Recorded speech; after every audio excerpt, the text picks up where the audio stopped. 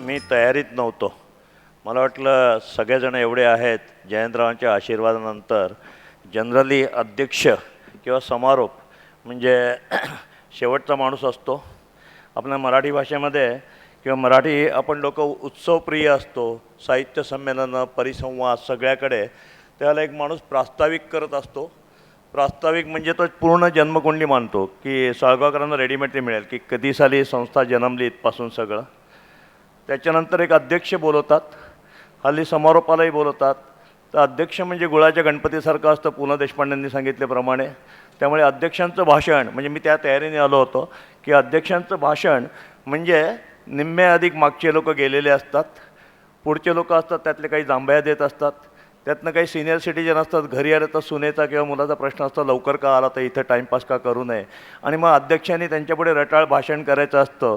तर अशा भूमिकेत मी आलो होतो. बाहेर मी टाय हळूच घातला, कोट घालू का नाही विचार करत होतो, कारण 10 वर्षावर मी एका संमेलनात होतो तेव्हा आपला एक मांडव होता. सो मी टिपिकल पुणेकर माणूस पडलो. आमचा विचार किती चालणार हो, म्हटलं काय असेल हरकत नाही, समारोपाचं भाषण म्हणजे जायचं, निम्म सभामंडप गेलेलं असेल, आपण टाळ्या नाईलाजाने शेवटचे वाजवतील ते वाजवतील आणि आपण परत यायचं. सोपं काम होतं, कुठले विचार मांडायचे नाही, काही मांडायचे नाहीत. आणि मग आपण मुंबईच्या अवकाशात टाय घालतो हेच चिकार आहे, कोट कशाला घालायचा. गाडीतनं उतरलं आणि बघितलं कुठे मी इंटरनॅशनल सेमिनारला तर नाही आलो, कुठे सिंगापूरला तर नाही आलो. सॅल्यूट भालेराव साहेब, रस्त्यावर तुम्ही कष्ट केले आणि आज काय उभं केलं आहे. अरे मराठी माणूस काय तो बघा आता इथे येऊन एअर कंडिशन मांडवामध्ये.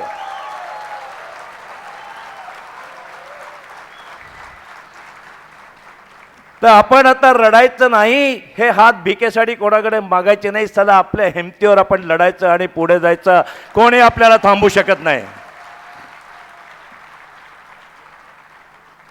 लक्ष्य 2020 नाव आहे, आम्ही आत्ताच लक्ष्य गाठतो. आम्हाला काही काळजी नाही, कारण मराठी माणूस होत आम्ही काही झाले तरी आज ताट मानायचे, ताट कण्याचे आहोत.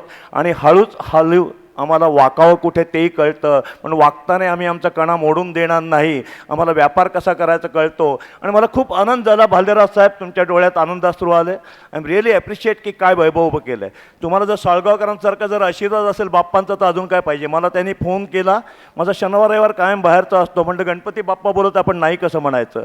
आज स्टेजवरील मान्यवर सगळे उपस्थित माझे मराठी बांधव बंधूंनो भगिनींनो, ग्रेट, तुम्हाला सलाम. अजिबात हिंमत हारू नका. अरे कोटीच्या कोटी उड्डाणे आपल्या मारुतीने भीमरूपीत सांगितले, आपण का नाही करायचे. आता कोटी कोटी गेले, आता अरबच्या अरब मिलियनच्या मिलियन आपल्याला करावे लागतील. आणि त्याप्रमाणे मला खात्री आहे की आपण सगळेजण पुढे जाऊ. अडचणी, रडणं, problem, every day is not Sunday, हे तर होणार आहे, त्याच्यामध्ये काय विशेष आहे. पण आपली स्वतःची शक्तीस्थळं ओळखा, आपण किती प्रभावी आहोत हे ओळखा. मी तुम्हाला सांगतो, मी कप्परेडला एक बिल्डिंग केली, दुर्गामाता टावर, अंबानीच्या शेजारी. अंबानीचं 17 मजली घर आहे, मी म्हणणं माझं 32 मजली बांधणार मी. तिथं मी 32 मजली बिल्डिंग बांधली. भाडेकरी होते,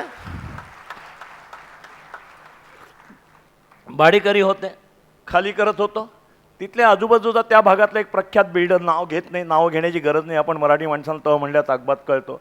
त्याने मला बोलवलं, ए भैया घाटी भैया तू ये क्या कर रहा है. बोला क्या हो गया. अरे तू 4 साल हो गए एक भी भाड़ेकरी खाली नहीं हो रहा है, तेरे को भाड़ेकरी खाली करने को नहीं आता है.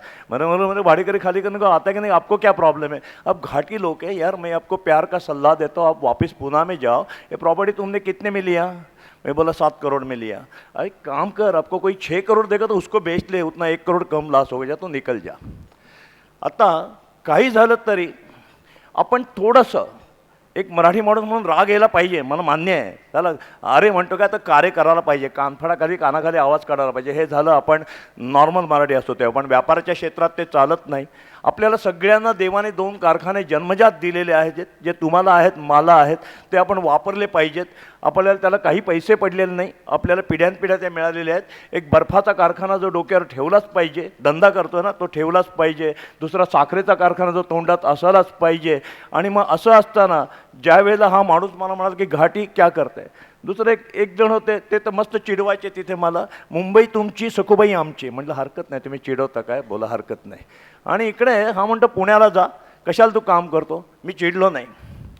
मला अजून एक किस्सा सांगतो तुम्हाला की राग न येता बिझनेस करत असेल तर कसा करावा लागतो. ताजमहल हॉटेलचा किस्सा आहे की टाटांना dogs and Indians are not allowed म्हणून त्यांनी ताजमहल हॉटेल बांधलं. मी सुद्धा टेलिफोन पुसताना मला ज्यावेळेला प्रभाकर पंत किर्लोस्करांनी पुण्याहून एक पत्र दिलं की जा तू ताजचे फोन पुसायला जा. मी तिथे गेलो.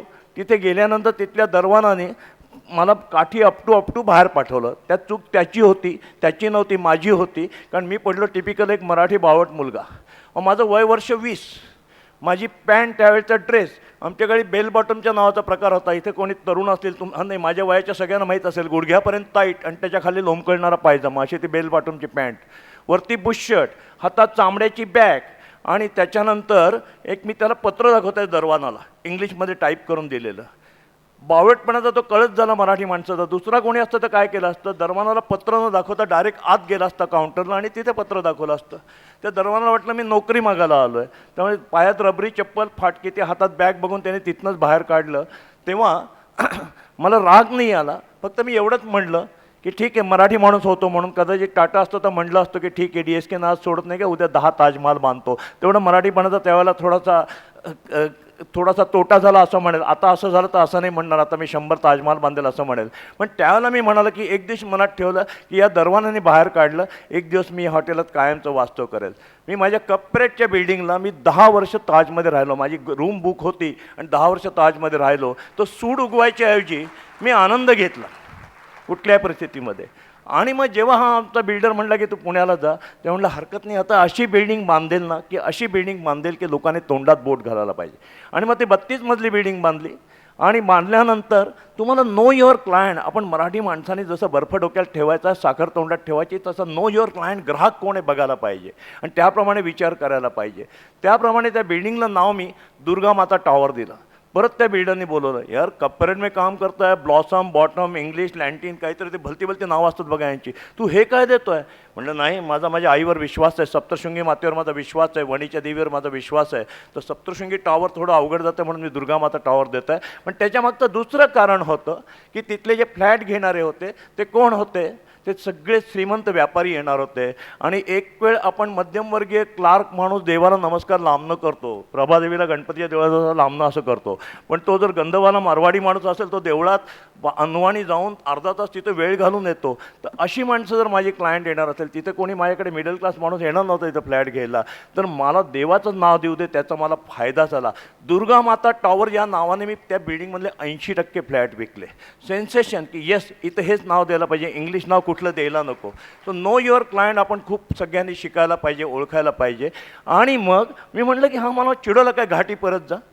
मी अशी सुंदर बिल्डिंग बांधेल की लोक तोंडात बोंड घालतील. आणि त्या बिल्डिंगला CNBC टेलिव्हिजनने ब्युटिफुल बिल्डिंग ऑफ द इंडियाचा अवॉर्ड दिला. अजूनही तुम्ही निळ्या रंगाची ती बिल्डिंग आहे, प्रेसिडेंटच्या समोर बघा. आणि शेजारच्या बिल्डरने 16,000चा रेट काढला होता. आपण मराठी माणसाने कधी स्वतःला कमीपणा वाटून नका घेऊ. गोदरेजचा रेट 16,000 होता, नाव सांगतो, गोदरेजची बिल्डिंग आहे त्यावेळेला चालू होते. मी माझं पहिलं बुकिंग 18,000नी केलं आणि शेवटचं बुकिंग 85,000 रुपये स्क्वेअर फुटाने केलं. आता हे सगळं सांगण्यामागे मी माझा गर्व नाही सांगत आहे, नाही गर्व सांगायला पण पाहिजे. आपण मराठी माणसांना फार लाजतो स्वतःची टिमकी का वाजवायची. अरे टिमकी नाही, स्वतःचं एवढंसं असेल ना तर ढोल वाजवा रे, ढोल वाजवा. अजिबात टिमकीवर थांबू नका तुम्ही. वटवृक्ष, साळगावकर साहेब, वटवृक्षाचं, वडाच्या झाडाचं बी मोहरी एवढं असतं, मोहरी एवढं असतं. केवढा होतो तो वटवृक्ष, त्याच्या पारंब्यातनं पारंब्या होतात.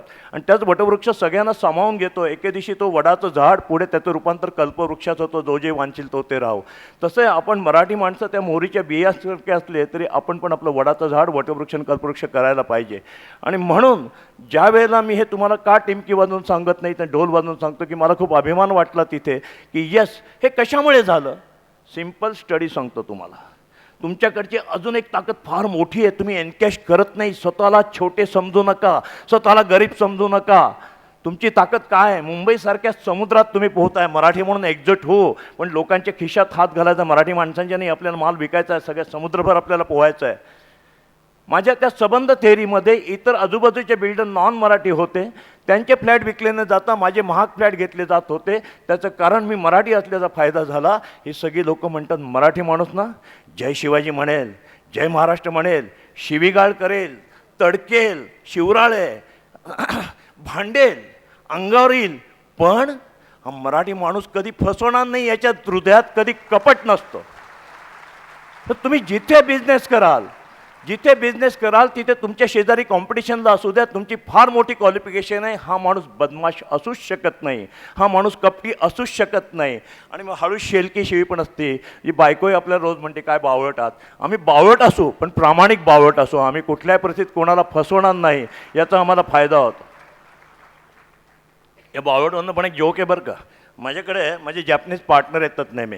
मी आले बरेच उद्योग करतो, इतके धडपडतो उद्योग करतो, 70-80 बिझनेस झाले असतील, त्यात 60 धंद्यात सपाटून मार खाल्लेला आहे, 10 धंदे बऱ्यापैकी चाललेले आहेत.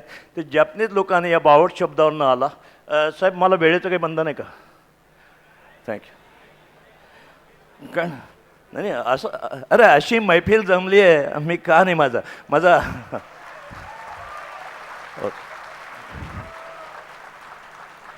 जॅपनीज लोक एकदा घरी आले. आता आम्ही पडले, माझा जन्म 50चा, आमची बायको बिको पूर्वीच्या स्टाईलची, हल्लीच्या बायका एकमेकांना आरेतुरे धक्का मारतात. ती दर 2 मिनिटांनी अहो अहो इकडे या. त्यांना पाहुण्यानं काय पाहिजे होतं, हे अहो अहो. त्यात माझ्यावर जे जॅपनीज गेस्ट होते त्याच्यात 3-4 लेडीज जॅपनीज पण होते, ते सगळ्यांशी हळूहळू हसायला लागले. ते एकमेकांशी बघून हसतायत. आता आपल्या मराठी माणसाला कोणी हसलं असं दिसतं की आपण बावटसारखे दिसतो म्हणून हसतात, मग कसं तरी होतं. मी शेवटी त्याला विचारलं तुम्ही का हसताय? म्हणलं तुमची बायको तुम्हाला सारखी अहो का म्हणते? म्हणलं आमच्यात पद्धत आहे अहो म्हणायची. ते म्हणले इज इट रिॲलिटी? म्हणलं हो खरं आमच्यात अहो म्हणतात, की नावाने नाही का मारत. मग तेव्हा ते म्हणले अहो जपानमध्ये अहोचा अर्थ असतो ए वेड्या ए बावळट.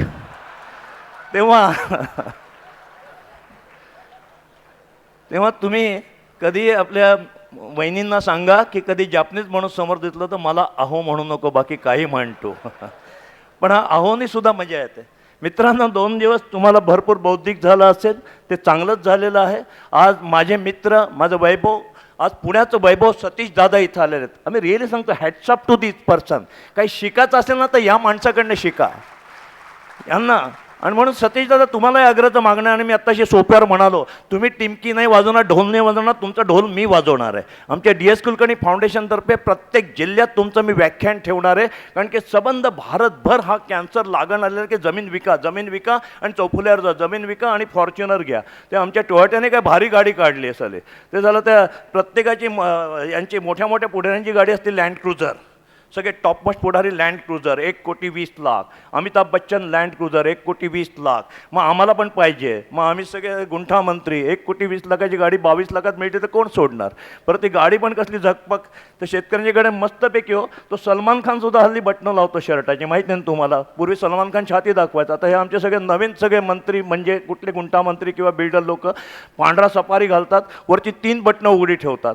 तुम्ही त्यांना म्हणलं तू घरी दाखव रे, बायकोला छाती दाखव ना, लोकांना का दाखवतो? तो म्हणलं त्याच्याकरता नाही. मग म्हणलं कशा करता? तो म्हणलं कुत्र्याच्या साखळ्या, सगळ्या सोन्याच्या जाडजाड कुत्र्याच्या साखळ्या बाहेरच्यांना दिसायला पाहिजे. ही लागण जर आपल्याला थांबवायची असेल तर तुमचे विचार खूप महत्त्वाचे आहेत. आज सतीश दादा तुम्ही जे पुण्यामध्ये जे वेगळे पॅटर्न केलं आहे, हा एका विद्यापीठाचा PhDचा इतिहास आहे. आणि मी तुम्हाला परत सगळ्यांच्या साक्षीने आग्रह करतो की तुम्ही तुमचा हा प्रबंध पुणे विद्यापीठाला सादर करा. आज शहरामध्ये विद्यापीठामध्ये तुम्ही जर केअरफुली पाहिलं तर ग्रामीण भागातले विद्यार्थी जास्त शिकायला येत आहेत. आपले शहरातले विद्यार्थी ITच्या नावाखाली, तोही कारकून झाला, तो माझा एक वेगळा विषय इथे बोलू की नाही मला माहीत नाही, कारकुनांच्या फौजा तयार होतील हा लॉर्ड मॅकेले नावाच्या नालायक गव्हर्नरने भारताला जो शाप दिला होता 1947 साली जेव्हा स्वातंत्र्य मिळालं, आणि तो शाप दिला की हा सगळा देश कारकुनाच्या फौजा तयार करेल. आज IT इंडस्ट्रीने कारकुनाच्या फौजा तयार केलेल्या आहेत. हा शाप आपला खरा ठरत आलेला आहे. कसा? आमच्या दादा आपल्याकडे मुकादम असतो. आपण मुकादमाला फोन करतो, उद्या 50 जोड्या पाठवा, 25 जोड्या पाठवा, की तो आम्हाला सगळ्या जोड्या पाठवतो की बाबा किती गवंडी किती पाहिजे, 5 पाहिजे, सुतार 10 पाहिजेत, जोड्या म्हणजे नवरा बायकोच्या जोड्या, जेंट्स आणि लेडीजच्या, मजूर एवढे पाहिजेत. मग ते आम्ही मुकादमाला काहीतरी पर गवंडी 500 रुपये देतो. तो 500 रुपये ऑफिशियली त्याच्या खिशात घालतो, 400 गवंड्याला देतो, 100 रुपये त्याचे असते. हा सगळा मुकादम असतो. अशा प्रकारे हा सप्लाय असतो. आज लॉर्ड मॅकेलेने आपल्याला काय शाप दिला की 1947 या देशाला जेव्हा स्वातंत्र्य दिलं तेव्हा या स्वातंत्र्यानंतर जी शिक्षण पद्धती केलेली आहे, त्या शिक्षण पद्धतीनं जे क्रीम असेल, जे बुद्धिमान लोक असतील, ते हुशार डॉक्टर, हुशार इंजिनियर, हुशार शास्त्रज्ञ आपल्या सेवेला येतील. लंडनला नोकरीला गेले, तिथे भागलं नाही अमेरिकेला गेले, तिथे भागलं नाही आफ्रिकेत गेले, मिडल ईस्टला गेले, आणि इथे फक्त कारकुनांच्या फौजा तयार झाल्या कारण शिक्षण पद्धती तशी ठेवली. आणि म्हणून बाबूराव शिर्के छान सांगून गेले, आपण मराठी लोकांनी शिकायला पाहिजे, लक्षात ठेवायला पाहिजे की 4थी पास शेठजी चौथी पास शेठजी तुमच्यासारखे 100 गोल्ड मेडलिस्ट नोकरीला ठेवतो, MD CEO अशा प्रकारचे डायरेक्टर, आणि कारखाना काढू शकतो, पण तुम्ही कारखाना काढू शकत नाही. आता शेठजी पण शिकतोय, आता शेठजी चौथी पास राहिला नाही, पण शेठजीकडे काय आहे? कानात हिशोबाची पेन्सिल, अकाउंटन्सी नॉलेज, एक एक रुपया व्याजाचा हिशोब काय होईल सारखा विचार करतो आहे. तोंडात खडीसाखर, हात वाकलेले, ताईसाहेब, अक्कासाहेब, दाजीसाहेब, साळगावकर साहेब सारखा वाकलेला, कुठे हाय हॅलो जाणार नाही. तर ती जी त्याच्याकडची मेक आहे ती पण आपण घेतली पाहिजे. हे दुर्दैवाने आज काय झालं आहे, शेठजी शिकला आहे, गोल्ड मेडलिस्ट राहत आहे, कारण की शिक्षण पद्धती आपली खराब आहे, म्हणून त्याच्यामुळे ते गोल्ड मेडलिस्ट राहतात. आणि कारकुनांच्या फौजा तयार झाल्या. आज IT इंडस्ट्रीमध्ये आज इंटेलमध्ये 22% इंडियन आहेत, नासामध्ये 18% इंडियन आहेत, बोईंगमध्ये काहीतरी 16 की 17% इंडियन आहेत, मायक्रोसॉफ्टमध्ये 27% इंडियन आहेत. सगळे माझे बुद्धिमान तिथे सगळे ITची कामं करतात. त्या देशामध्ये आम्ही एक एक शोध लावतोय, गोरे नाही लावत आहेत, आज तिथे लावतात. मी आज अमेरिकेत घरं विकतोय, 2च कम्युनिटीकडे पैसा आहेत, गोऱ्यांकडे जेवायला पैसे नाहीत. चायनीज लोक येतात घर गेला, किंवा इंडियन लोक येतात आमच्या न्यू जर्सीचे घरं घ्यायला. हे 2च लोक करतात. माझे बुद्धिमान तिथे, आणि इथे इथल्या IT क्षेत्रामध्ये आम्ही काय करतोय, आम्ही त्यांचे इन्शुरन्स कंपनीचे हिशोबली, विमान कंपनीचे हिशोबली, बँकांचे हिशोबली, आउटसोर्सिंगमध्ये. तिथला अमेरिकन कंपनीचा मालक आमच्या इथल्या इंजिनियरला, इथल्या IT कंपनीला समजा पर इंजिनियर 50,000 रुपये दिले, तर त्यातले 10,000 तो IT कंपनीचा मालक खिशात ठेवतो आणि 40,000 रुपये त्या इंजिनियरला देतो. आता आमच्या मुकादमामध्ये याच्यात फरक काय? आणि म्हणून सतीश दादासाहेब, तुम्ही हे ITची पोरं 40,000 खुश होतात, पण शेतकऱ्यांची पोरं, माझ्याकडे काल अमरावतीचे शेतकरी आलते, ते मला सल्ला विचारायला आले की सर आम्ही काय करू. म्हटलं काय झालं? सर आमच्याकडे 50 रुपये स्क्वेअर फुटाने मी जमीन घेतली, त्यांनी पुढे अशी विकत घेतली, आणि आता तिथं 2,500 रुपये भाव मिळतो आहे. तर हे काय होणार आहे? पुण्या मुंबईची लागण कुठपर्यंत येणार आहे? तर शेतकऱ्याच्या खिशात पैसा संबंध महाराष्ट्रभर पसरतो आहे. यांच्या खिशातला पैसा परत दौंडच्या चौफुल्याला जाईल, दौंडच्या जवळ असेल चौफुल्याला जाईल, किंवा तिथल्या जाईल, किंवा आमच्या फॉर्च्युनरचा खप अजूनही थांबत नाही, रोजची वेटिंग लिस्ट आहे, रोजचे फॉर्च्युनर खपल्या जातात. त्याच्याऐवजी हा पैसा क्रिएटिव्ह करत असेल तर तुमच्यासारखा माणूस शेतकऱ्यांचा मसेहा म्हणून गेला पाहिजे. या महाराष्ट्राला फार मोठ्या तुम्ही रोगातनं वाचवा.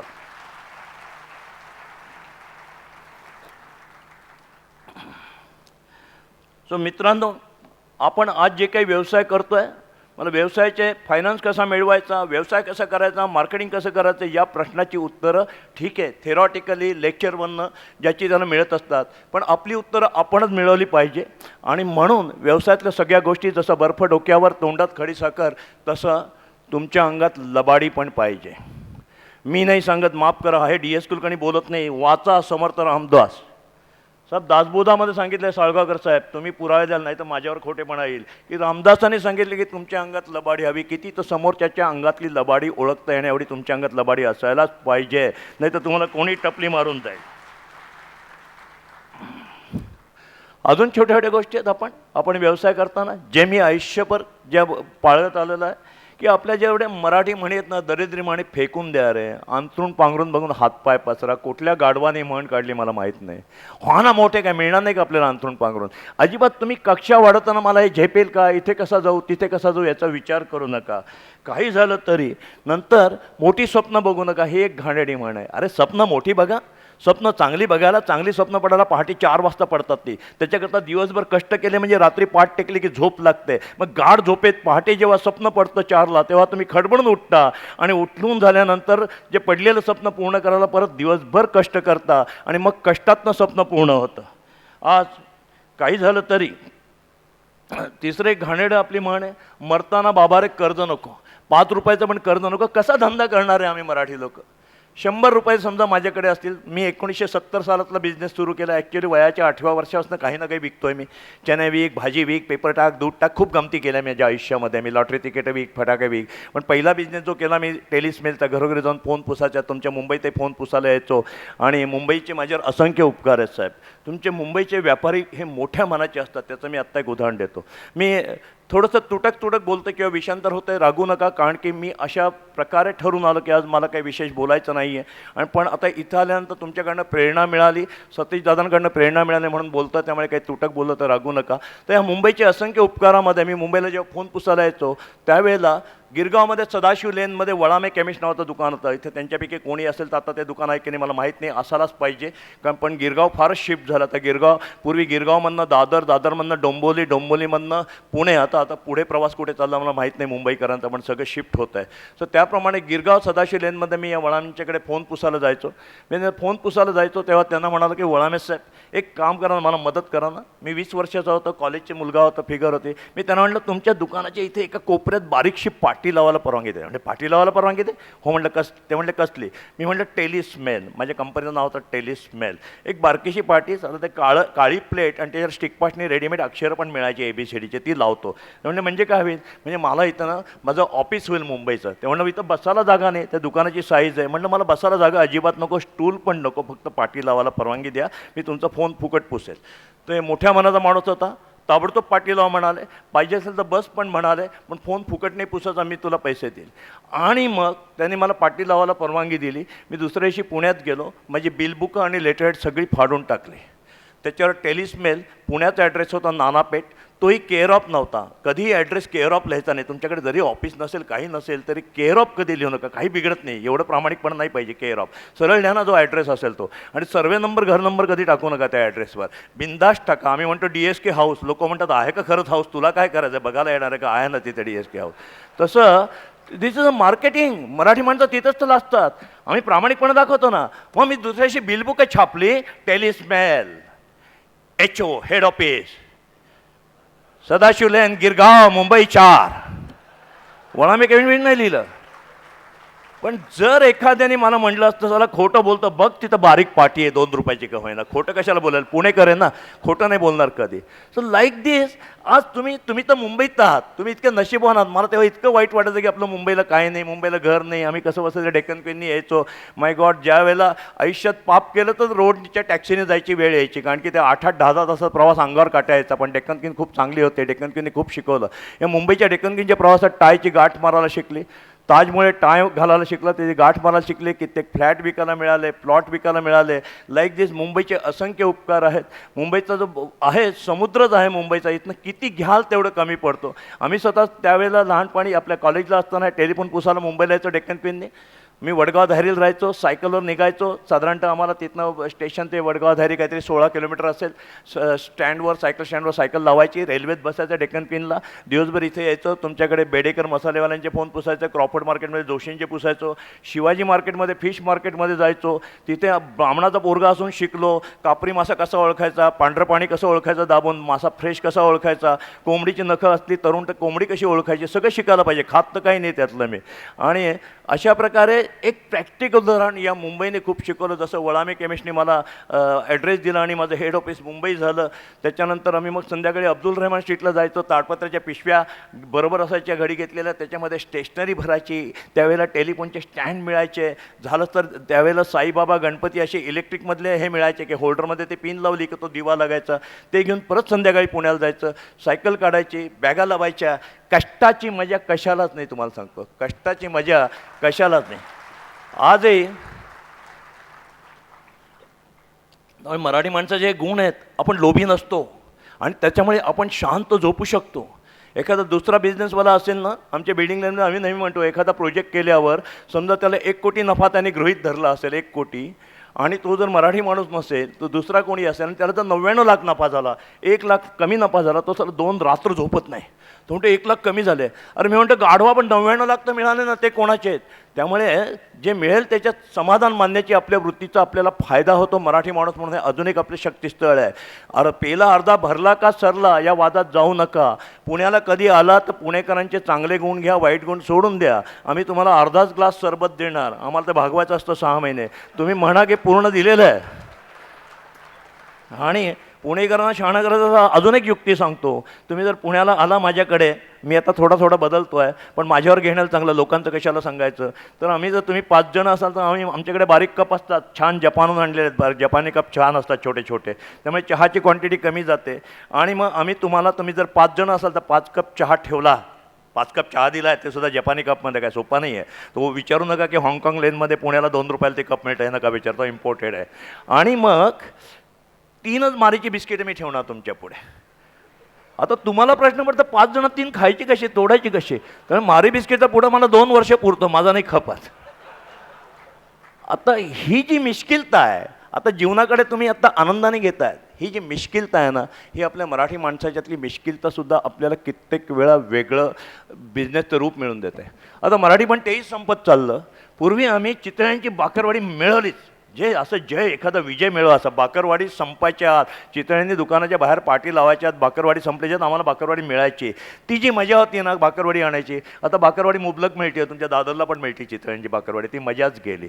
म्हणजे एक एक गमतीशीर असतं. आमच्या पुण्यामध्ये तुम्हाला अजून एक गमते, पुण्याची मजा का किंवा व्यापाऱ्यांची मजा का असते, मुंबईत ह्या मजा असतील पण मला मुंबईचा फारसा अनुभव नाही.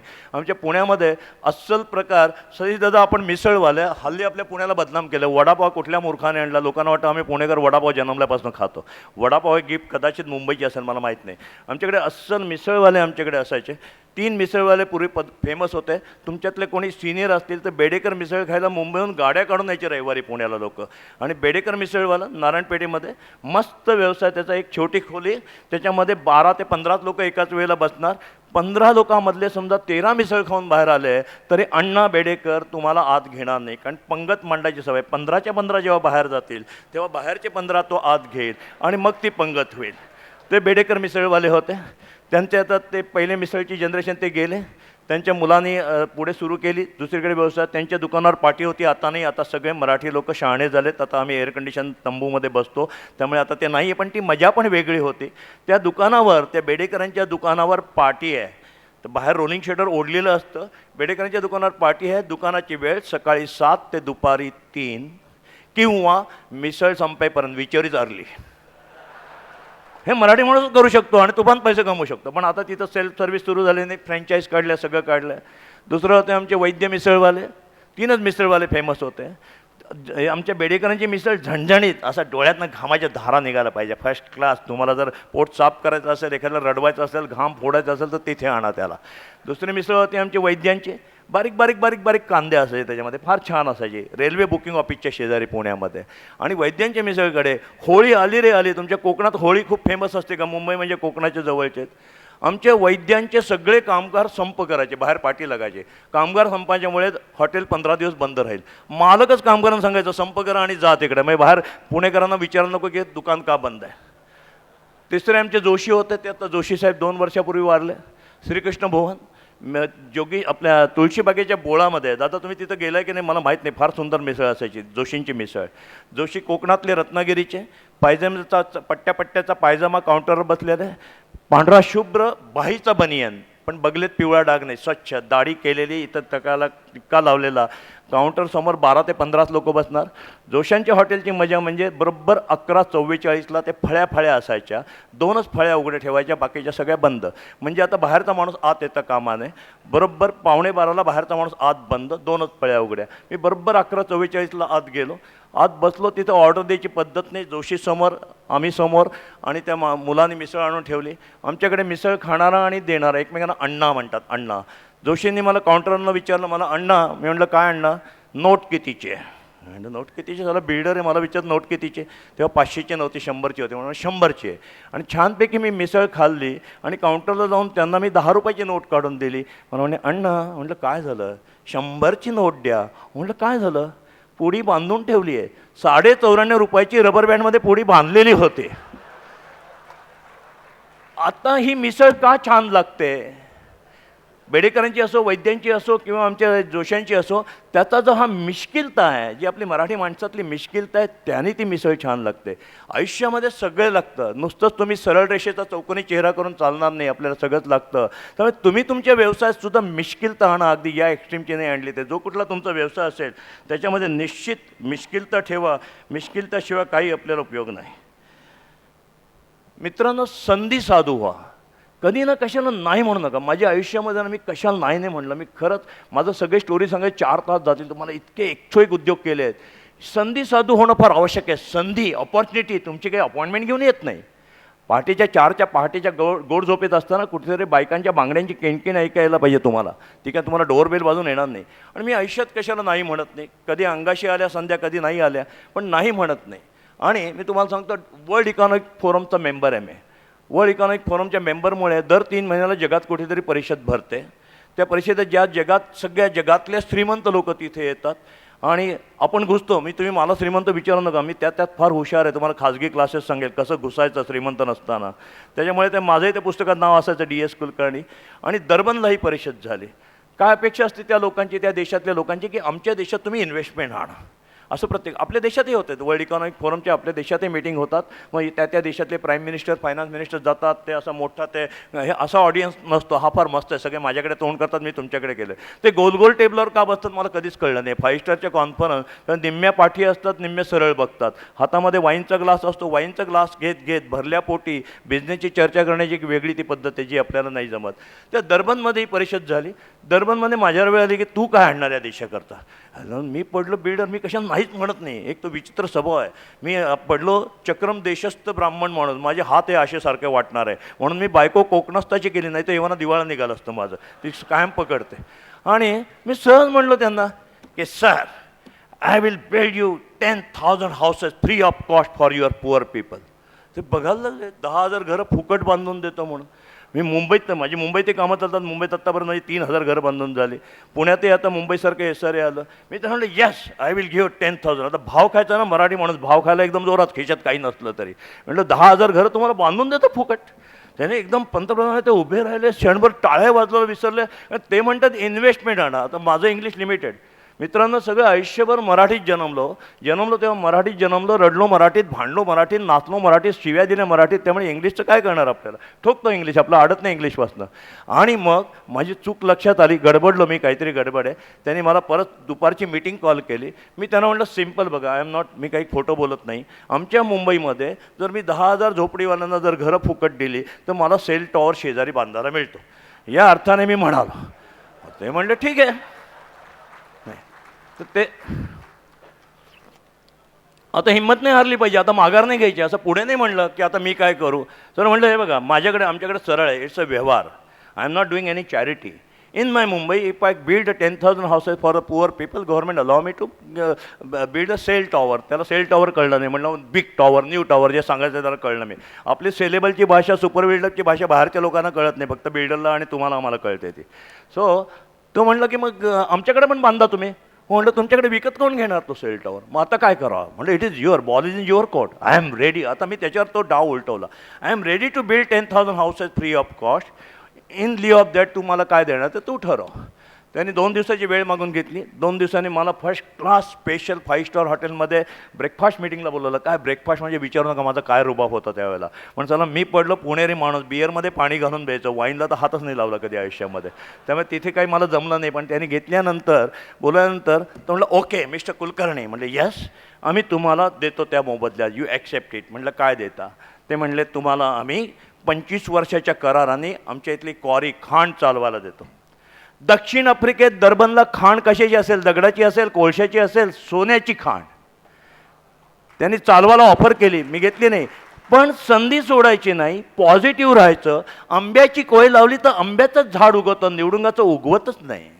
तुमचे विचार चांगले पाहिजे. त्या झाडाला तुम्ही जेवढं खतपाणी घालाल, त्याला प्रेम कराल, उन्हात असेल त्याला सावली द्याल, थोडं हिरवं कापड टाकाल, त्याच्यावर हात फिरवाल, त्याला गाणं म्हणून दाखवाल, तुमच्या झाडाला भरपूर फळं मिळतील. अशा प्रकारे कधी समजा काही आपल्या हातनं चुकलं तर काही खूप चुकत नाही. कारण की आपण जे ठरवून नाही गेलो तिथे, मी की विमानात जाताना मी एक नोटपॅड घेऊन मी हे पैसे कमवील, हे त्यांना देईल, त्याच्या मोबदल्यात हे मागील, नाही. आपल्या मराठी माणसाकडे उत्स्फूर्त आहे, किती देऊन किती नाही अशी आपली स्थिती असते. म्हणून तर विंदाकरांनी सांगितलं, देणाऱ्याने देत जावे, घेणाऱ्याने घेत राहावे, एके दिवशी घेणाऱ्याने देणाऱ्याचे हातच घ्यावे. ही आपली संस्कृती आहे. त्याप्रमाणे तुम्ही देत राहा, पॉझिटिव्ह राहा. तुमच्या बिझनेसमधल्या सगळ्या अडचणीतून तुम्ही बाहेर पडा. हा किस्सा झाला मला. अर्थात सोन्याची खाण माझ्या बायकोने मला घेऊन नाही दिली. त्याचं कारण की त्यावेळेला दक्षिण आफ्रिकेमध्ये, दरबनमध्ये, पुण्यातल्या GDF त्यांच्या मुलाचा नुकताच खून झाला होता जॉनिसबर्गला. तिथे भयंकर लॉ अँड ऑर्डरची भयानक परिस्थिती होती. आम्ही राहायचो तर आमच्या हॉटेलची दारं बंद असायची. ती म्हणजे जीव धोक्यात घालायचं नाही.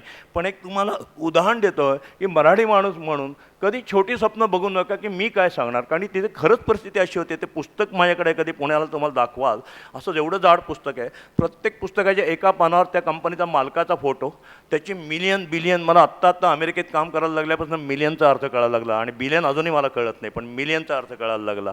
आणि त्याचं किती मिलियन टर्नओव्हर आहे, त्याच्याकडे मॅनपॉवर किती तिथे, त्याच्यात एक DSKचा सुद्धा फोटो. म्हणून मी प्रेशर खाली दबलो नाही गेलं. आपण दबायचं नाही, आपण का हारायचं? आपल्याला जे नॉलेज आहे ते वाटता यायला पाहिजे. आणि त्याप्रमाणे मी कधी संधीपासून लांब नाही गेलो. दुसरी संधी मी सोडती किंवा संधीचं कन्व्हर्शन कसं करा तुम्हाला सांगतो. मी पूर्वी दुबईला घर बांधायला जायचो, तर नो युअर कस्टमर हे पण फार महत्त्वाचं. तुम्ही ज्या काही व्यवसायात असाल, बिल्डर असा कुठलेही असा, तुमच्या कस्टमरला तुमचं दुकान, तुमचा मॉल, तुमची फॅक्टरी, तुमचं प्रॉडक्ट हे तुमचं त्याचं वाटलं पाहिजे. म्हणून आजही जर माझ्या ऑफिसला तुम्ही कधी आला, पुण्याच्या ऑफिसला, माझे आज सगळे बिल्डर मित्र मला हसतात की तू कशाला थापा मारतो रे की 4,000 कोटीचा धंदा आहे, ऑफिस असं साधं का ठेवलं आहे. मी माझं ऑफिस आजही त्याच्यावर खर्च करत नाही, साधं ठेवलेलं आहे. कारण की माझ्या ऑफिसमध्ये येणारा कस्टमर हा मध्यमवर्गीय असतो. माझा फ्लॅट होल्डर, माझा 98% बिझनेस हा मध्यमवर्गीयांचा आहे. माझ्याकडे श्रीमंत क्लायंट, मी HIG किंवा हाय-एंडची घरं 1.5 ते 2% बांधतो. LIG आणि MIG, त्याच्यामध्ये MIG जास्त चालतात. मध्यमवर्गीयाची अवस्था असते शेळीच्या शेपटीसारखे, धडनं अब्रू झाकता येते, धडनं माशी उडवता येते.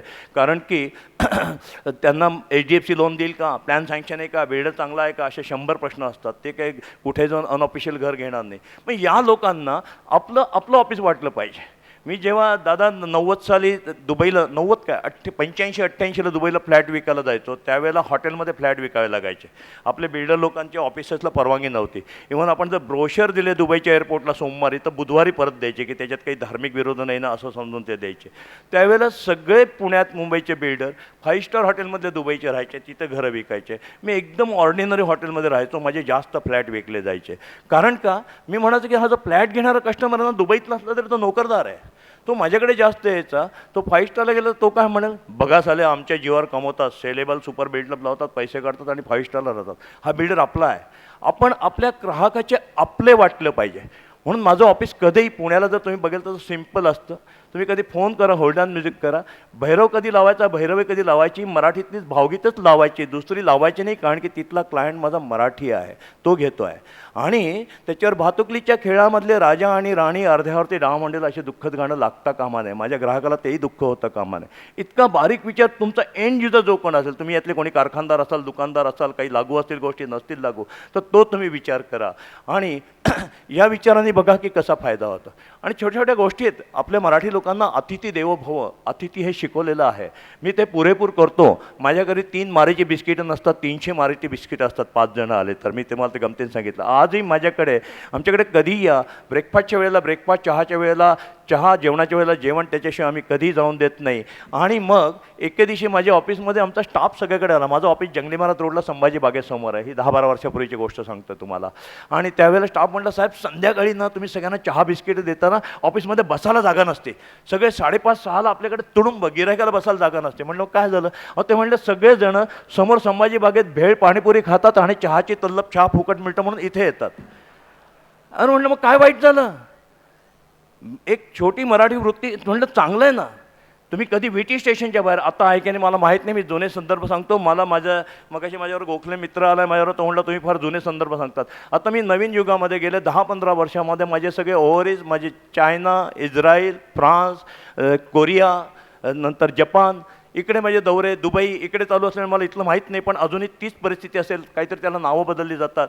VT स्टेशनच्या बाहेर शर्ट विकणार असतो, 100 रुपया. आणि त्याचे सगळे 10 लोक विकत घेत असतात. 10तले 9 लोक त्याचेच असतात. त्याचे 100 रुपये देऊन त्याला परत घेत असतात. तो एक वेळा DS कुलकर्णी 9 जण घेतात म्हणून घेतात. मी आमच्या स्टाफला म्हणलं, अरे संध्याकाळच्या वेळेला एक ते गिरायक येणार तुमच्याकडे फ्लॅट घ्यायला, ऑफिस सुटल्या कोण येणार?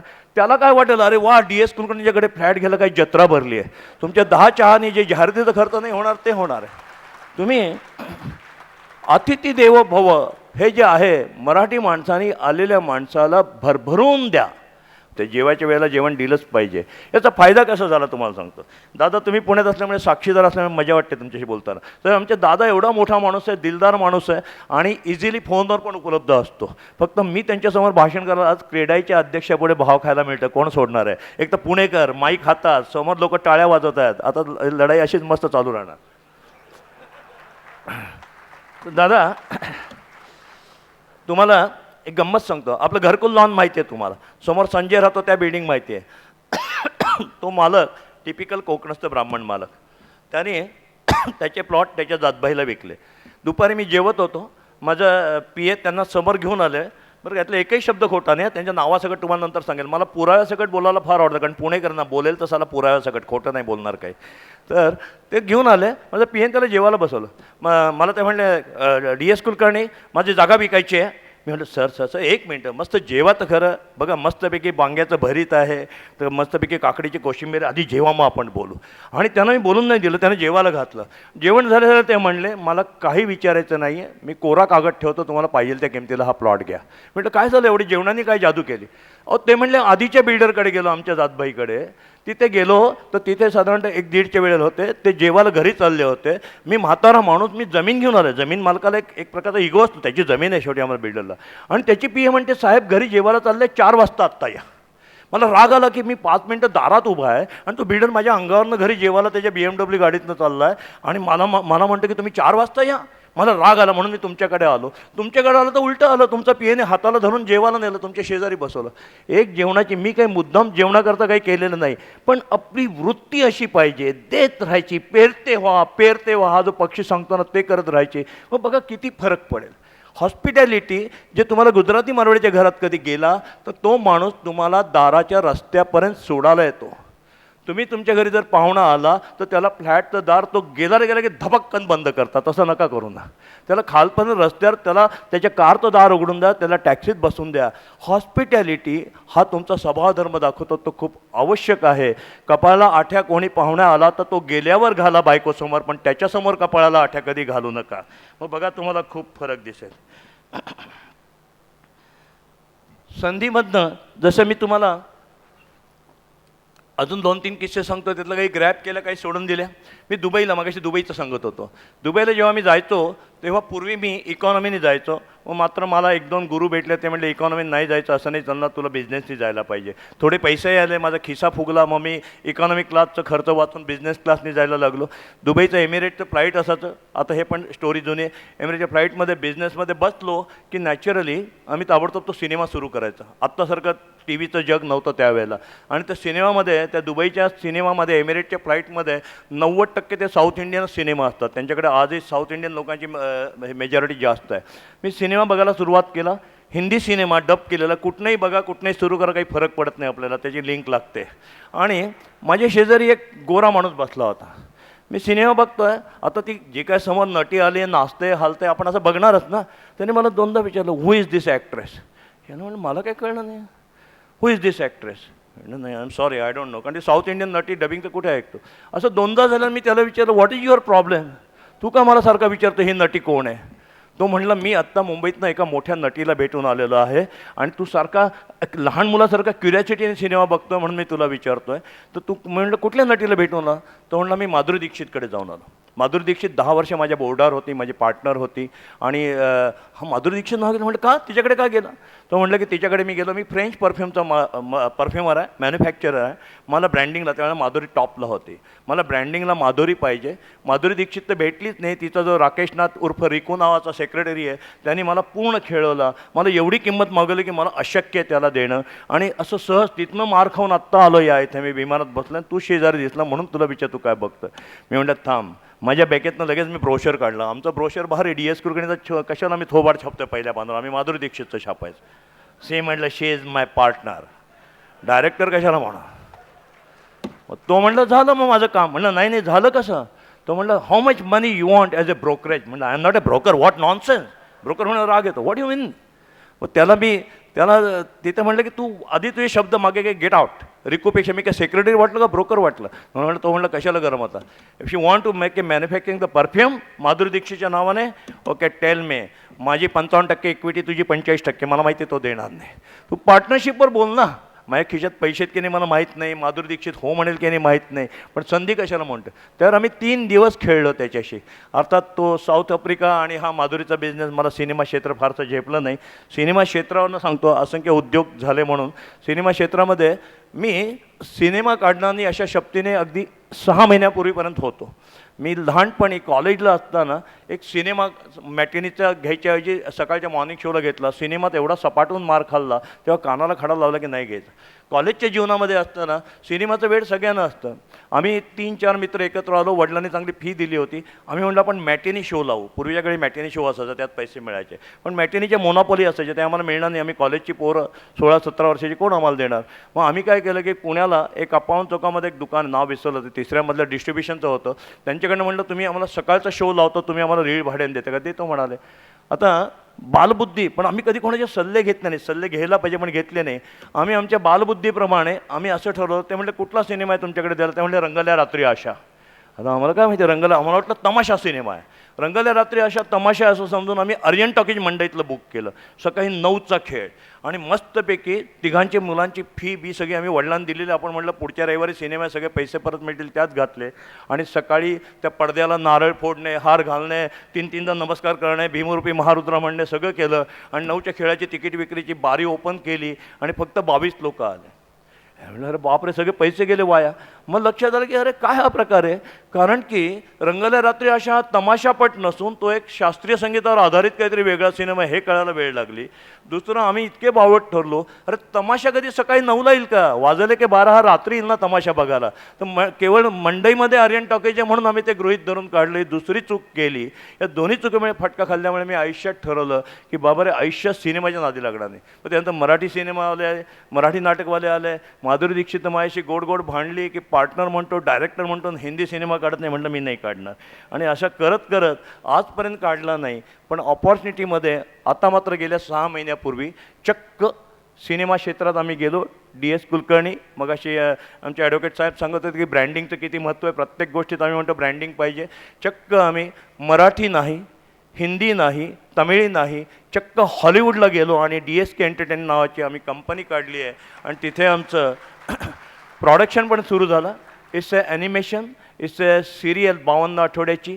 सबरीना या सिरियलचं नाव आहे. तुमच्याकडे कोणी अमेरिकेत तुमचे भावांची मुलं, तुमचे कोणी यंग जनरेशन असेल तर Sabrina is a famous character. आणि हॉलिवूडमध्ये LA मध्ये आमचं ऑफिस आहे आणि त्याचं सबरीना सुरू झाले. आता त्या ऑपॉर्च्युनिटीत कसं आलं हे सांगतो. त्याच्या आधी हे माधुरी दीक्षितची ऑपॉर्च्युनिटी गेली. आणि मग कधी कधी 2 गोष्टीतनं मला छान व्यवसाय मिळाला. जर आपली कधी फसवणूक झाली ना, कधी घाबरू नका. माझे Mrs, she is the great. खरं तर तिचं व्याख्यान ठेवायला पाहिजे, पण ती व्याख्यान माझ्यासारखं देऊ शकत नाही म्हणून. पण शी इज द ग्रेट. मी आजही सांगतो, तुम्ही जेवढे इथे पुरुष बिझनेसवाले बसलेले आहेत, इंडस्ट्रीवाले बसलेले आहेत, तुम्हाला सक्सेस व्हायचं असेल, तुम्हाला यश मिळवायचं असेल तर मुकाट्याने घरी गेल्यावर बायकोला साष्टांग नमस्कार घाला, तिचं ऐका, त्यात तुमचं भलं आहे. माझ्या आयुष्यामध्ये माझी आई, माझी मिसेस, ह्या सगळ्या जणांच्या जीवावर आज मी बिझनेस करतो आहे. आज जवळजवळ 17 कंपन्या आहेत, 4,000 कोटीचा टर्नओव्हर आहे. पण माझी मिसेस हेमा आहे, ती सगळा ती सांभाळते. मी बिल्डर झाल्यावर भाव खायचो, कारण तुम्हाला लक्षात आलं मी ड्रम तर जोरात वाजवतो. तिला पार्टीला घेऊन गेलं की ओळख करून द्यायचं, मीट माय वाईफ. एक दिवशी ती म्हणली मीट माय वाईफ म्हणता काय, थांबा मीट माय हजबंडची वेळ आणून दाखवते. आणि आज तिचे 4 ते 5 स्वतःचे बिझनेस आहे. आणि मग बिझनेस करताना धडपडावं लागतं. तिने नेहमी जनरली यंग जनरेशन काय करते, कॉम्प्युटर संबंधी बिझनेस सुरू करते. DSK इन्फोटेक नावाची काहीतरी कंपनी सुरू केली. आमच्याच बिल्डिंगमध्ये ऑफिस काढलं. आणि त्यांना आंध्रचे 4 बदमाश तरुण आले आणि त्यांनी ऑर्डर दिली ॲनिमेशनचे सगळ्या DVD बनवायच्या. कुठल्या? संबंध भारत सरकारची ऑर्डर आणून दिली, सेंट्रल गव्हर्नमेंटची सही शिक्के सकट. अरे नाही नाही, ही चिठ्ठी गमतीशीर आली आहे. मला माहीत नाही, आधी माझा व्यवसाय समजतो. मग तुम्हाला गंमत म्हणून सांगतो, मी बोलेल की मला माहीत नाही. कारण की मला सतीश दादांचा, तुमच्या चिठ्ठीचा अर्थ असाच आहे, सतीश दादांनी मनावर घेतलं तरच होऊ शकेल. कोणी चिठ्ठी दिली मला माहीत नाही. पूर्ण आले. यांनी असं विचारलं, आपण निवडणूक लढवणार, त्याच्या गमती जमती सांगा. तर त्याच्या गमती जमती सतीश दादा परवानगी दिली तरच सांगली, कारण सतीश दादा माझं पुढचं भवितव्य ठरवणार आहे. तुम्हाला माहिती आहे ना सतीश दादा हा किती पॉवरफुल माणूस आहे. Is a king maker. पुढचा मुख्यमंत्री आमचे सतीश दादा ठरवतील. काय नाही म्हणावं त्याने, आम्ही सगळे पुण्यातले बिल्डर म्हणतो ना.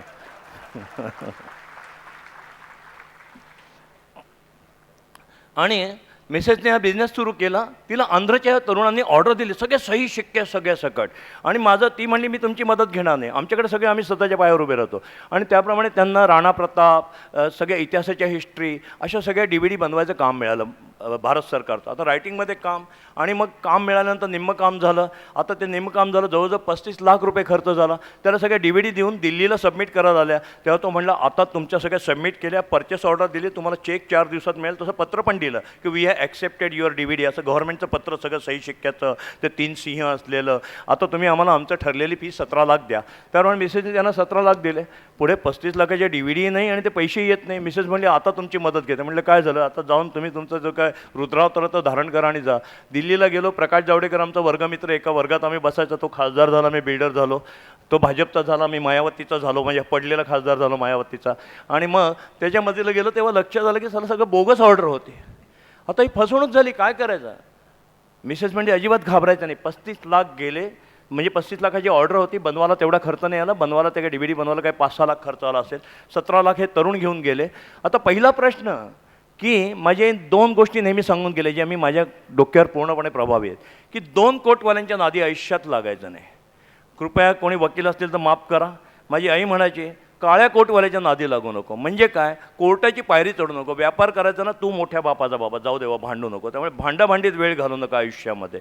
याचा अर्थ कागदपत्र बघायला पाहिजे, सगळं बघायला पाहिजे. आणि दुसरे कोणी डॉक्टर असतील तर माफ करा, पांढऱ्या कोटवाल्याच्या नादी लागू नका. तब्येत अशी खणखणीत ठेव, कशाला डॉक्टरच्या लाईनीत जावं लागेल. म्हणून माझी आई 92 वर्षी जेव्हा गेली तेव्हा एकही केस पांढरा तिचा झाला नव्हता.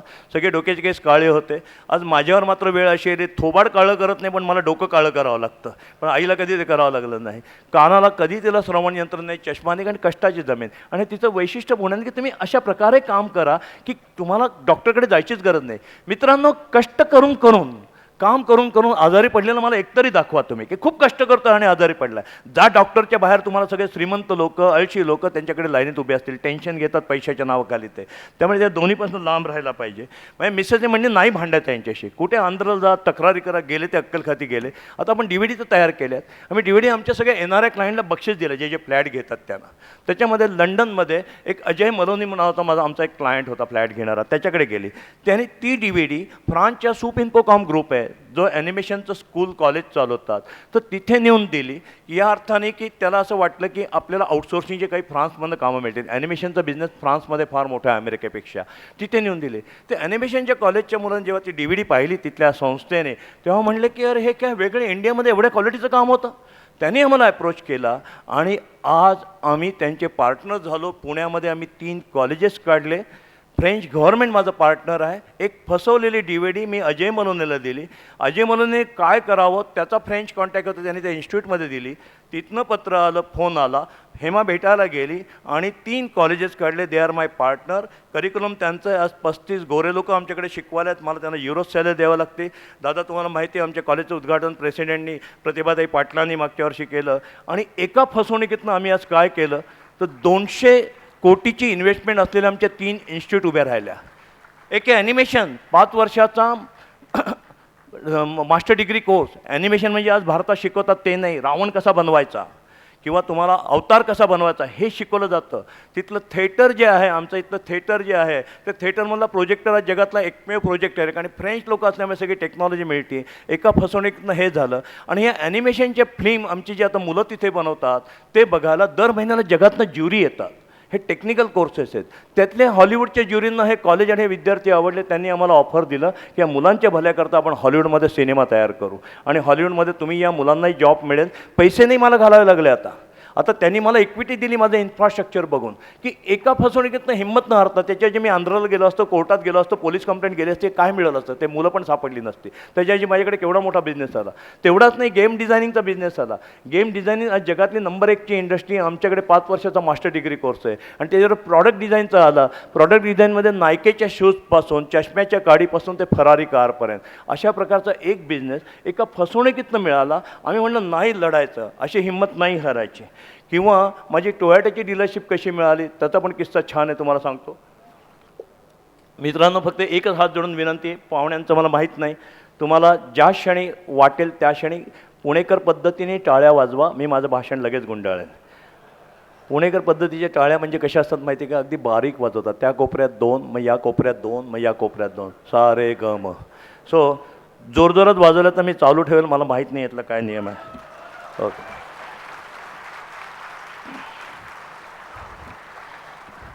टिपिकल पुणेरी ब्राह्मण पडलो, त्यामुळे सगळं करायचं तर कायद्याने नियमाने. जंगली महाराज रोड जो आमचा आहे तो हॉटेलचा रोड म्हणून प्रचंड प्रसिद्ध आहे. ही गोष्ट आहे 1999 सालची. आत्ता जंगली महाराज रोडला हॉटेलच्या ऐवजी कपड्याची दुकानं खूप आले, तर संबंध रेस्टॉरंटचा रोड तो होता. आणि तिथे मला एक बिल्डिंग मिळाली बांधायला. मी म्हटलं आपण यायचे हॉटेलचं डिझाईन पास करायचं.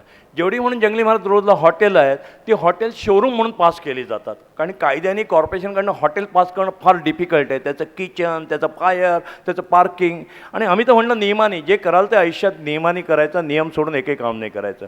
आणि म्हणून त्यावेळेला भाटिया साहेब दादा कमिशनर होते, त्यांच्या काळात मी ते हॉटेल म्हणून पास करून घेतलं.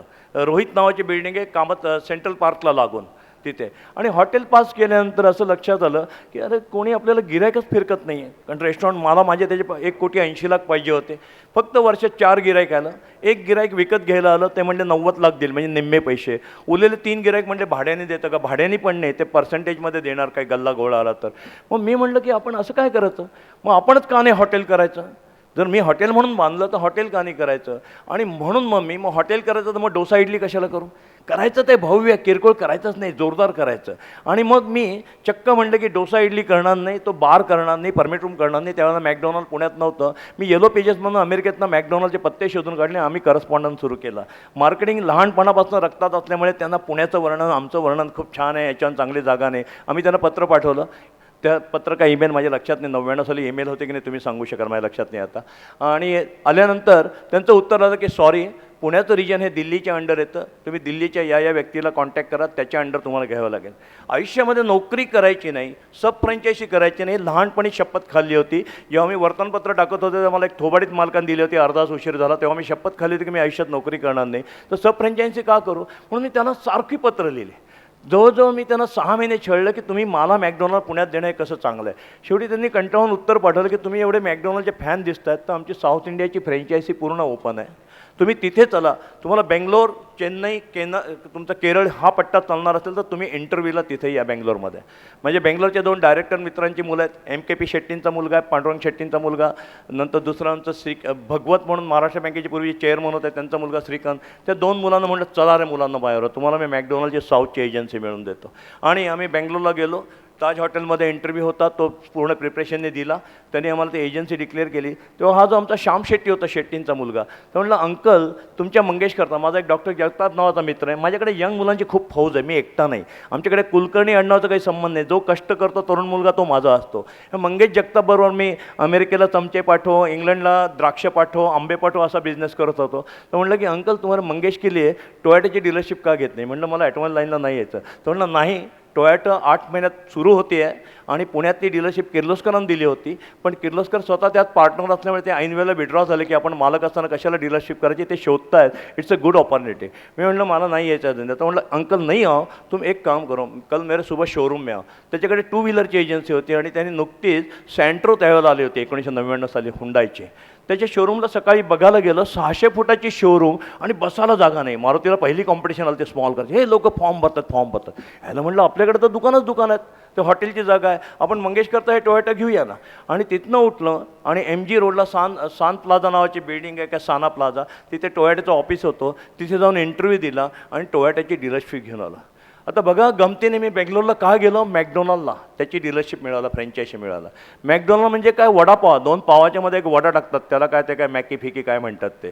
वडापाव आणायला गेलो, येताना टोयोटा घेऊन आला. कुठे संधी लपली आहे, कुठे काय आहे हे आयुष्यात तुम्हाला आता काय.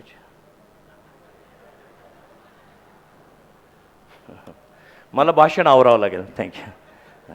तर हे तुम्हाला कधी कळणार नाही. त्यामुळे मित्रांनो, नेहमी आयुष्यात संधी साधू व्हा, संधीला कधी नाही म्हणू नका. आयुष्यामध्ये धाडस हे करायलाच पाहिजे, धाडसाशिवाय होणार नाही. अरे थंडीच्या दिवसात आम्ही पुणेकर मंडळी, मुंबईला थंडी नसते, थंडीच्या दिवसात गार पाण्याने अंघोळ. आता पुण्यालाही थंडी नाही, आम्ही बिल्डाने फार वाटोळं केलेलं आहे पुण्याचं. थंडी नाही, नदीला पाणी नाही, रस्त्याला चालायला जागा नाही, अशी परिस्थिती आम्ही सगळ्यांनी मिळून केलेली आहे. त्याचं मलाही कधी कधी वाईट वाटतं. पण थंडीच्या दिवसात जर गार पाण्याने अंघोळ करायची असेल ना, तर पहिला तांब्या अंगावर घेईपर्यंत हुडहुडी भरते. एकदा पहिला तांब्या घेतला की जाता तर उडी मारा रे, काही फरक पडत नाही. तुम्ही कुठे ना कुठे त्या पाण्यात, गार पाण्यात उडी मारा, मग बघा कसा होईल. होईल. धाडसाशिवाय पर्यायाने आपण मराठी माणसांनी धाडस केलं पाहिजे. उद्या तुम्ही म्हणाल की विमान हे सगळ्यात सुरक्षित एअरपोर्टवर असतं, जमिनीवर असतं. अरे विमान काय जमिनीवर ठेवण्याकरता बनवलं का? हवेत उडवण्याकरता बनवलं ना, नाही तर विमानात बसायचं कशात? विमान केवळ जमिनीत असेल तर सुरक्षित कसं असेल? तर आयुष्यामध्ये संधी ही घेतली पाहिजे, धाडस हे करायलाच पाहिजे आणि आयुष्यात जी काही संकट येतील त्याच्यावर मातही करायला पाहिजे. त्याच्याकरता मित्रांनो गरुड व्हा, गरुड. जेव्हा आभाळ भरून येतं, काळे ढग भरतात, विजा चमकतात, वादळ येतं, तेव्हा सगळे पक्षी कुठे ना कुठे आश्रयाला जातात. या फांदीखाली त्या फांदीखाली, मुंबईत असेल तर बिल्डिंगच्या कपारीला जाऊन लपतात. गरुड मात्र असा इकडे तिकडे पळत नाही, तो उंच ढगावर जातो, संकटावर मात करतो आणि म्हणून त्याला आपण गरुडाला पक्ष्यांचा राजा म्हणतो. आपल्यासुद्धा व्यवसायामध्ये संकट आली ना, संकटावर मात करायला वरती जा, घाबरू नका. तुम्ही म्हणा डी एस केने लेक्चर दिलं काय होतं, तो हिंमत नका हरू, बघा होऊ दे, काय व्हायचं ते होऊ दे, हिंमत नका हरू, बघा मार्ग निघतो की नाही. संकट सगळ्यावर येतात, माझ्यावरही असतात रोज.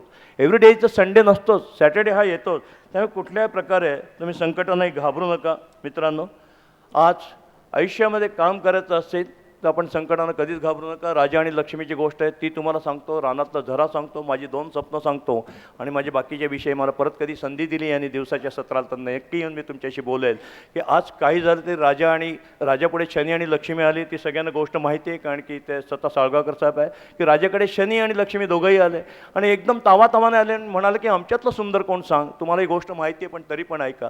त्यावेळेला राजा शांतपणे म्हणाला, 1 मिनिट दे, या मांडवाच्या त्या कोपऱ्यापर्यंत, माझ्या राज्यप्रसादाच्या त्या कोपऱ्यापर्यंत जाऊन परत आहे, मला 1 मिनिट विचार करायला द्या. दोघंही शनी आणि लक्ष्मी तिथे गेले आणि राजापुढे आले. राजा पटकन म्हणाला, हे शनिदेवा, जाताना किती रे सुंदर दिसत होता तू, आणि हे लक्ष्मीदेवी तू येताना किती रे सुंदर दिसत आहे. संकटाला सुद्धा सुंदर म्हणणार आहे मित्रांनो, त्याला घाबरू नका कोणी. आयुष्यामध्ये आयुष्य आपलं बिझनेसचं आयुष्य आहे ना, हे नागमोडीच असतं, सरळ रस्ता असूच शकत नाही. सरळ रस्त्याचं आयुष्य बिझनेसमध्ये होऊच शकत नाही. हे नागमोडी रस्त्याचं जर आयुष्य असेल तर ते आनंदाने जगा. आनंदाने जगानं पेला अर्धा भरला का सरला या वादात जसे जाऊ नका. तसं जीवन हे खडतर नसून सुंदर आहे. याच्याकरता रानात चला. रानातला झरा बघा किती सुंदर असतो. आज मुंबई पुण्याला रान राहिलं नाही, पण जा कुठेतरी कोकणात अजून आहेत ते झरे. रानातला झरा नागमोडी असतो, असा छान नागमोडी वळत वळत वळत जात असतो. तो रानातला झरा नागमोडी वळताना त्याच्यातनं पाणी जे वाहत असतं ते शुद्ध असतं, स्वच्छ पाणी वाहत असतं. आणि मग काट्याकुट्याच्या फांद्या लागतात. काटेकुटे लागणार आहेत आपल्या आयुष्यामध्ये, काट्याकुट्याच्या फांद्या लागतात. काट्याकुट्याच्या फांद्यातनं जेव्हा रानातल्या झऱ्याचं पाणी जातं ना, त्या काट्याला पाणी स्पर्श करतं ना, तेव्हा तुषार उठतात, त्याला गुदगुल्या होतात. काटे टोचत नाही त्या पाण्याला, त्याचे तुषार उठतात आणि त्याला गुदगुल्या होतात. पुढे काय होतं, पुढे दगडधोंडे लागतात. आपल्या आयुष्यात धंद्यात दगडधोंडे लागणार आहे, ठेचकाळू नका. रानातला जरा जेव्हा दगडधोंड्यातनं जातो ना, तेव्हा खळखळ खळखळ खळखळ खळखळ असा सुंदर जीवनाचा आवाज तो काढतो. आपल्या दगडधोंड्यातनं आपण सुंदर आवाज काढूया. आणि पुढे जर एखादा मोठा धोंडामध्ये आला, कुठला तरी धंद्यातला अडथळामध्ये आला, कॉम्पिटिटर असेल, सरकारी नियम असेल, इन्कम टॅक्स असेल, सेल टॅक्स असेल, फायनान्स असेल, बँकेचं कर्ज असेल, तो धोंडामध्ये आला ना, गडबडू नका. तिथंच जर थांबला, रानातला जरा त्या धोंड्यापाशी थांबला असता तर त्याचं डबकं तयार होईल, पाणी हे प्रवाही लागतं. तो बाजूला वाट काढून निघून जातो, कारण त्याला पुढे जाऊन समुद्राला मिळायचं असतं. आपल्या आयुष्यामध्ये रानातल्या झऱ्याचं उदाहरण, त्या काट्याकुट्यातनं तुम्हाला तुषार उडवायला पाहिजे.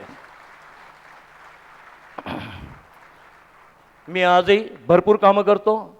माझी 2 मला प्रॉडक्टची मला इथे आल्यानंतर संधी सोडायची नव्हती, पण मी संयोजकाचा मान ठेवून थांबतो आहे. आज आम्ही शेतकऱ्यांच्या आत्महत्या थांबवायला म्हणून एक ॲप्लिकेशन डिव्हाइस काढला, तो जबरदस्त जोरात चालला आहे. दुसरं एक दूध कलेक्शन सेंटरचं हे एक रोबो बनवला आहे, तो जोरात चालला आहे. कधीतरी त्याही गोष्टी सांगेल की आपल्याला सामाजिक भान पण पाहिजे. शेतकरी आत्महत्या करतात का, त्यांचे प्रॉब्लेम सोडवायचे आहेत का, त्यांची सावकारी बंद करायची, तर मी काय कॉन्ट्रीब्युशन देऊ शकतो. या भावनेने आम्ही 2 नवीन उपकरणं काढली. आज ते बिझनेस मॉडेल होऊन बसलेले आहेत. आमचं ते चांगलं चाललेलं आहे. त्याच्या प्रकारे अशा प्रकारे प्रत्येक संकटातनं, प्रत्येक अडचणीतनं, लोकांच्या दुःखातनं आपल्याला काही त्यांचे दुःख दूर करायला काही करता येईल का, असा जर चांगला विचार केला तर चांगल्याच गोष्टी येतात. आणि म्हणून आजही मी म्हणतो की मी नाही थांबणार. माझं वय वर्ष किती आहे, मी इलेक्शन लढणार का, या सगळ्या गोष्टीपेक्षा आहे मी माझी स्वप्न बघतो. मी आयुष्यामध्ये 2 स्वप्न बघून आहेत. जसं प्रत्येक राजकीय माणसाला मुख्यमंत्री किंवा पंतप्रधान होऊशे वाटतं, प्रत्येक सिनेमातल्या नटाच्या मुलाला नंबर 1चा अमिताभ बच्चन होऊशे वाटतं, तसं आमच्या बिल्डरची काशी आहे. आमच्या बिल्डरची काशी आहे मॅनहॅटन, न्यूयॉर्क शहर. तिथे जाऊन बांधायला पाहिजे. आज मॅनहॅटनच्या शेजारी मी पोहोचलो आहे. मॅनहॅटनच्या शेजारी मध्ये नदी आहे, एका बाजूला मॅनहॅटन, एका बाजूला होबोकन आहे. होबोकनमध्ये माझं काम पोहोचलं आहे. न्यू जर्सीत मी प्लेन्सबोरोला आहे, साऊथ ब्रॉन्सविकला आहे, होबोकनला आहे. आता नदीच्या पल्याकडे माझं स्वप्न आहे की मरण्यापूर्वी हा DS कुलकर्णी मॅनहॅटनला जाईल आणि 150 मजली बिल्डिंग बांधेल आणि मगच मरेल. नुसती स्वप्न बघून चालणार नाही, तिथपर्यंत पोहोचलं आहे. दुसरंही स्वप्न आहे, ते पूर्ण होईल की नाही माहीत नाही, पण ते पण धडपड आहे. कधीतरी रिटायर आयुष्यात होणार नाही, पण कदाचित जेव्हा मी 80-85 वर्षाचा होईल, आत्ता 63 वर्षाचा आहे, त्यावेळेला नक्कीच खासदार नसेल ही जी चिठ्ठी आणली असेल त्याने सांगतो, त्यावेळेला मला मस्तपैकी पुणेरी व्हायचं आहे. हो, एक छानपैकी सुंदर धोतर, सगळं पुणेरी धोतर, वरती तुमच्याकडनं तुम्ही जशी सोन्याची बटणं लावता की नाही मला माहीत नाही, सोन्याची बटणं लावायलाच पाहिजे, तो शर्ट सोन्याची बटणं लावलेला, डोक्यावर ना संघाची काळी टोपी ना काँग्रेसची पांढरी टोपी, व्यापाऱ्याची जरीची टोपी, इथे मस्तपैकी इथं गंधाचा टिळा आणि छानपैकी पायात चपला, आणि एक दुकान काढायचं आहे. दुकान असणार आहे, आता कोळशाचं दुकान नाही काढणार, आता मी कपडाचं दुकान नाही काढणार, एक पेढी काढायची आहे. दीपक सखाराम आणि मंडळी, दीपक सखाराम आणि मंडळी सोन्या चांदीचे व्यापारी. आणि मग त्या पेढी सोन्या चांदीच्या दुकानाच्यासाठी नाही, मग अशी 150 मजली माझं स्वप्न आहे, मला बांधायची आहे. तिथे मला पुणेकर व्हायचं आहे. बरोबर माझं दुकान सकाळी 10:30ला उघडेल आणि 1 वाजता बंद होईल. साळगावकर तुम्ही 1:01 आला तर मी म्हणेन मुंबईचे अध्यक्ष दुपारी 4ला या, जेवणाची वेळ झाली आहे. अशा प्रकारचा तो टिपिकल पुणेरी पण मला सोडायचं नाही आहे. बघूया, स्वप्न ही बघायची असतात, स्वप्न बघण्यात नुसतं रममाण होऊन चालणार नाही, अंमलात पण आणायची असतात. मित्रांनो, इथे बोलवलं, आज मला वेगळा आनंद दिला, एका वेगळ्या भावनेने आलो, आणि इथनं मी तुम्हाला काय दिलं हे मला माहीत नाही, पण मी तुमच्याकडनं जीवनाची वेगळी प्रेरणा घेऊन चाललो की आज 2 दिवस तुम्ही इथं बसताय, एक वेगळ्या आनंदात चाललो की माझी मराठी माणसं तन्मयतेने ऐकतात, रुबाबात राहतात. आज तुमच्याकडनं मी एक कष्टाची प्रेरणा घेऊन चाललो आहे. अशा प्रकारे तुम्ही माझं भाषण ऐकून घेतलं, याचे माझ्यावर उपकार आहेत. आज मी परत पुढच्या वेळेला येईल. जसं एव्हरेस्टवर ज्या वेळेला तो एडमंड हिलरी पहिल्यांदा गेला एव्हरेस्ट शिखर जिंकायला, त्यावेळेला तो जिंकता नाही आलं, त्यावेळेला तो परत आला. वाटेत परत त्यानं मागे वळ बघून एव्हरेस्टला सांगितलं, हे बघ एव्हरेस्ट, मी पुढच्या वेळेला जोरात तयारी करून येईल. तुझी उंची वाढलेली नसेल, पण माझा स्टॅमिना वाढलेला असेल, तर पुढच्या वेळेला मी परत आपल्याशी संवाद साधायला येईल. त्यावेळेला परत हा गुरुमंत्र द्यायला येईल की 4,000 कोटीचा धंदा 40,000 कोटीला कसं जायचं. आपल्याला अंबानी नाही होता आलं तरी चालेल, पण आपल्याला मराठी माणूस हा कधी फसवणारा माणूस असूच शकत नाही. गर्व से कहो हम मराठी आहे हे सांगण्याची हिंमत देणारा माणूस असेल. हे स्वप्न आपण बाळगूया, सगळेजण मोठे होऊया, आनंदाने राहूया, एकमेकांना मदत करूया. थँक्यू.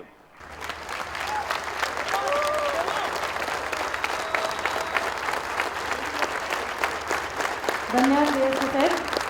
स्टँडिंग ओवेशन आपल्यासाठी. आणि म्हणूनच आपल्या भाषणाच्या पूर्वी आपली औपचारिक कागदी ओळख मी दिली नव्हती, कारण ही जिवंत सळसळीत ओळख जास्त महत्त्वाची होती. धन्यवाद.